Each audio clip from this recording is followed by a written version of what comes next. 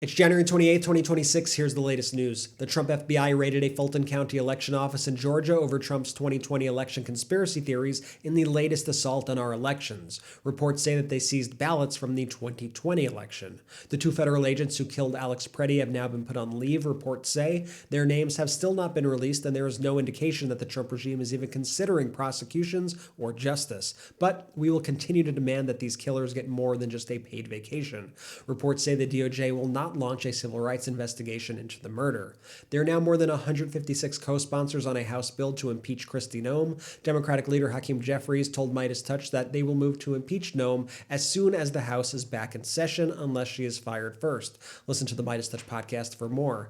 Democrat Meg Lugar-Nicolai defeated Republican Dan Walsh in the Minnesota House District 64A special election by a vote of 95.3% to 4.4%, a 20-point overperformance from Kamala Harris's win in the district.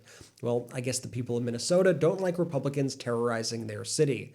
The Federal Reserve left rates unchanged today despite pressure from Donald Trump. The Melania Trump movie has been pulled from South African theaters amid outrage against Trump and the United States. The movie is reportedly seeing barely any ticket sales anywhere, despite Amazon pouring $75 million into the film. Current projections show that it may end up earning about $1 to $5 million total. Meanwhile, Amazon just cut 16,000 jobs in its latest round of mass layoffs, and Jeff Bezos' Washington Post is set to make significant cuts as well. The 5-year-old child ICE recently abducted in Minneapolis and trafficked to a Texas detention facility, Liam Ramos, is reportedly now in poor health, says his school superintendent, who spoke with his mother on Tuesday.